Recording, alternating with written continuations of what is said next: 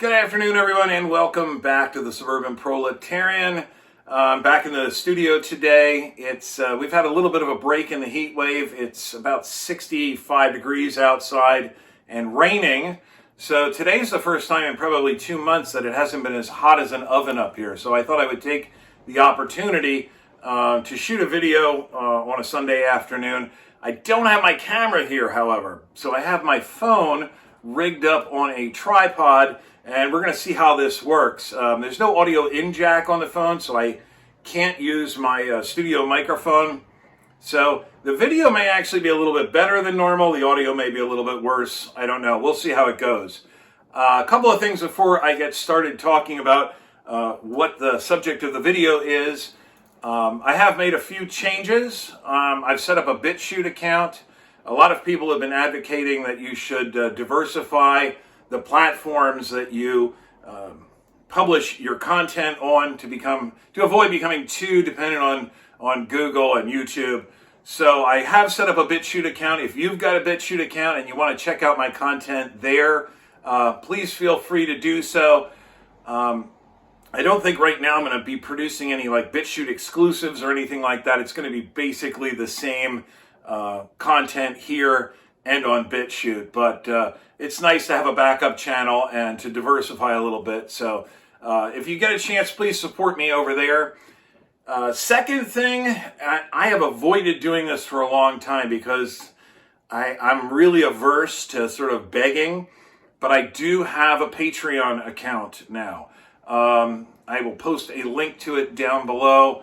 I don't expect that I'm going to get a lot of contributions there, but if you enjoy the content on my channel and you would like to contribute to helping me make new content, you can sponsor me on Patreon, and that would go a long way. I can guarantee you that 100% of any money that I receive will be rolled directly back into new content for the channel. So, without any further ado, let's get on to the content of the day. I am working my way through the list of watches that I unboxed last winter, and the one that falls on today's video is the Citizen Promaster Tough Chronograph. After buying the original Citizen Promaster Tough, I was so impressed with that, I decided to go ahead and get the Chronograph version to see how it stacks up against the Promaster Tough. And I'm pretty impressed with it. It's a little bit weird. There's a couple of things that some people don't like, you might not like, and I want to talk about that. So without any further ado, let's move right over to the tabletop and take a look at the Citizen Promaster Tough Chrono.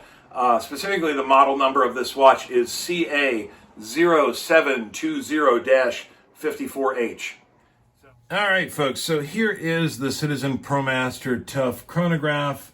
Again, this is the CA0720-54H. It's the second watch to come out in the Citizen Promaster Tough series. This is the original Citizen Promaster Tough. You may have seen my earlier videos regarding this watch. And I went on fairly extensively about how much I love this watch and how it's becoming one of my all-time favorites. I love the plain styling. I love the straightforward functionality.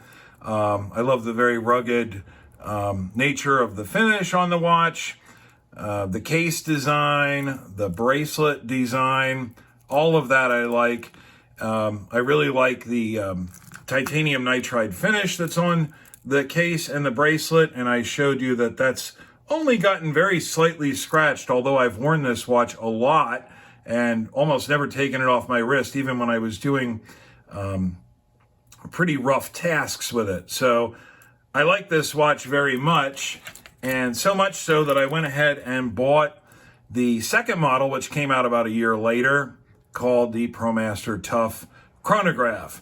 And there are a lot of things about this watch that are very similar with the original Promaster Tough. You can see the case design is very similar. It's not the same. It's a bit larger, but it's very, very similar in design. You can see the case lugs and the crown guards and everything. It's all very, very similar.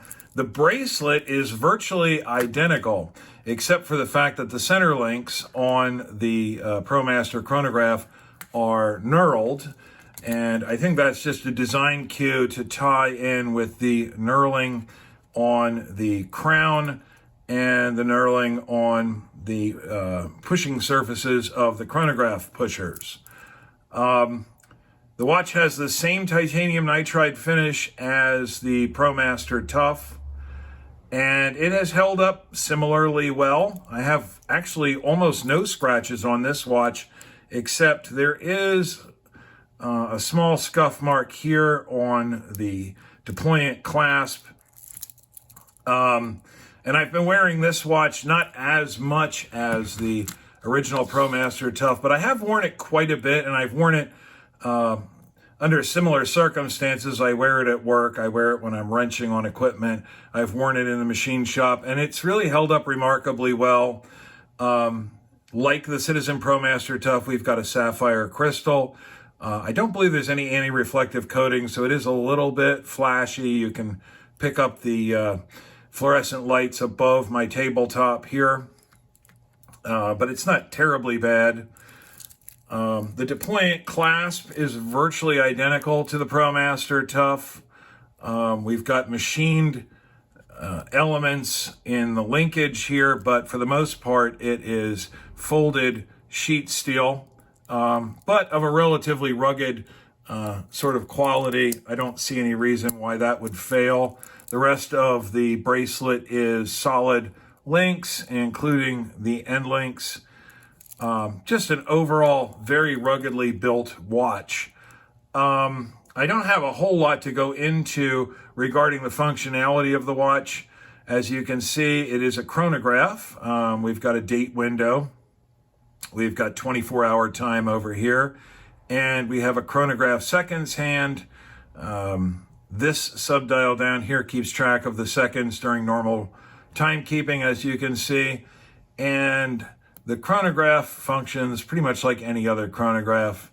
It looks an awful lot like a mecha quartz in operation, because it doesn't just tick once per second. It looks like it's ticking probably 5 times per second.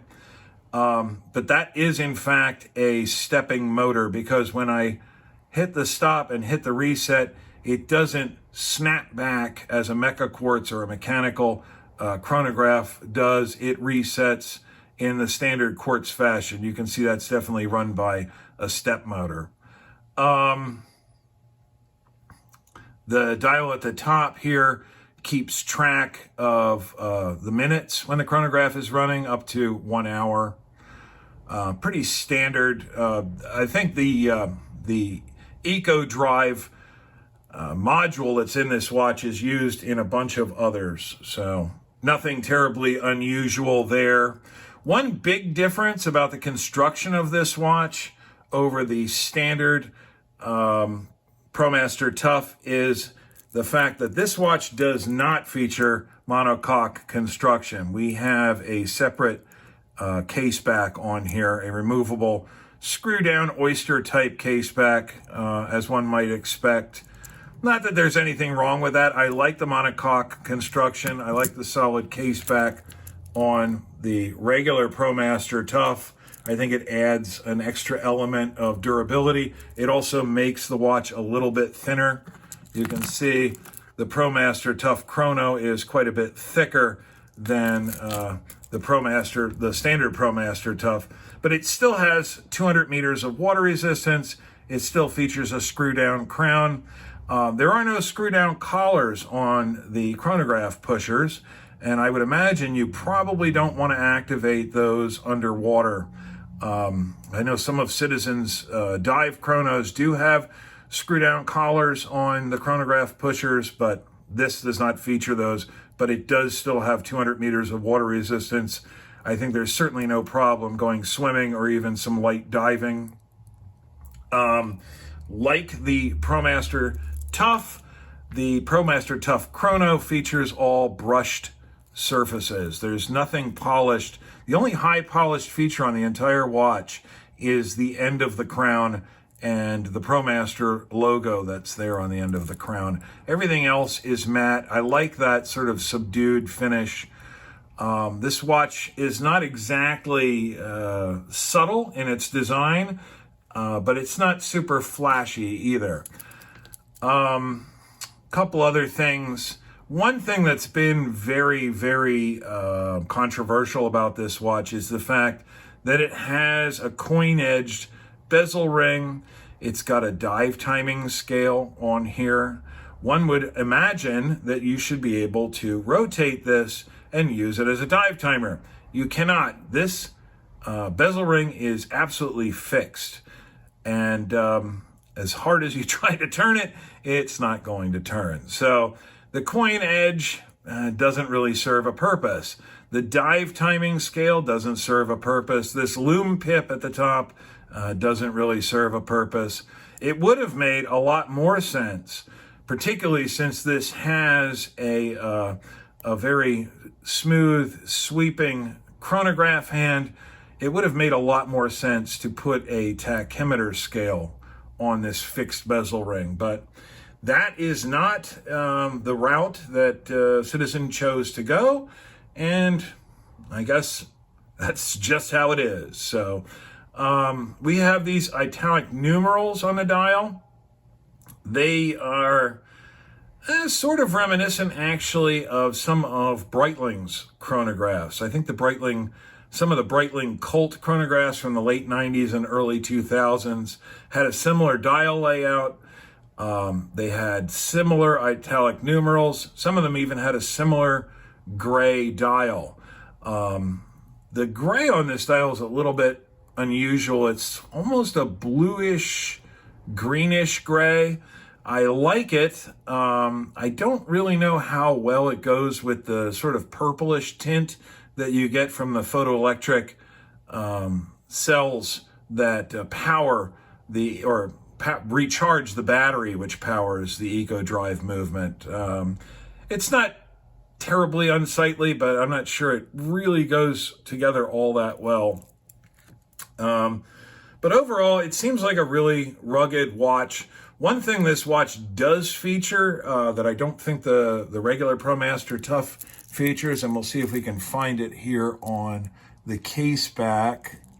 You might be able to see just here, it says anti-magnetic 4800.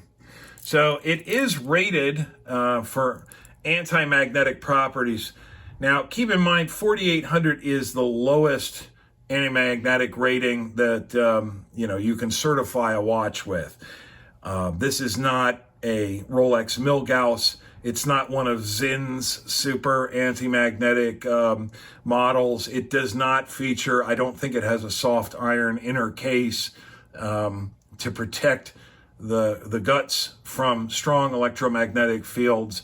But I would say if you're probably working around normal electromagnetic fields, as I sometimes do, working around big industrial electric motors or something, it is nice to have a little bit of anti-magnetic functionality there. So all in all, pretty nice. I don't know that I have an awful lot more to say, so let's go ahead and wrap this up. So all in all, I feel like the Citizen Promaster Tough Chronograph is a solid watch. It's going to be a dependable watch. It features a Citizen EcoDrive movement, so it'll probably last a really long time. As far as its rugged specifications, I think it compares fairly well with the original Citizen Promaster Tough. I'm just not a big fan of all the unnecessary design cues. A bezel ring that looks like it should turn but doesn't. Has a dive timing scale on it, which would be great if you could rotate the bezel, but you can't.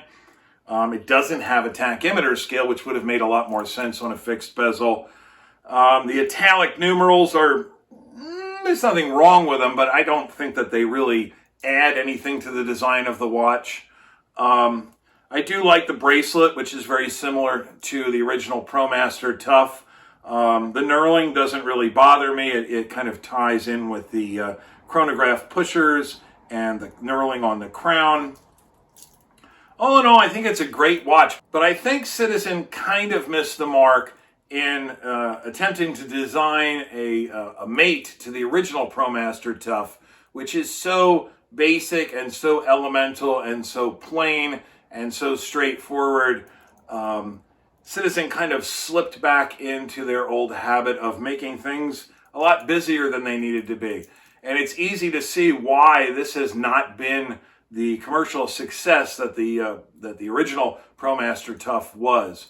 I think it's a great watch. I'm not going to get rid of it anytime soon. I will keep it, but it's not as good as the original Promaster Tough. I kind of gushed about the original Promaster Tough in my last video, saying that it was quickly becoming perhaps my favorite watch of all time, certainly one of my favorites. I don't think I can say that about the Promaster Tough Chrono. But it is a good watch. I didn't pay an awful lot for it. I don't see myself getting rid of it anytime soon. But I think it could have been better. So I'm going to try to keep producing new content for the channel as regularly as possible. I'm leaving on vacation at the end of this week, so I'm going to have a bunch of free time for about a week. I'm hoping to produce several more watch videos. I have at least 2 more watch videos to put up, and although I've scaled back greatly on knife videos, I know some of you probably subscribed for my knife content. I do have a couple of knives I want to take a look at as well when I'm on vacation. So I'm going to try to get all that produced as soon as possible, and when I post it, I hope to see each of you here then. Later, guys.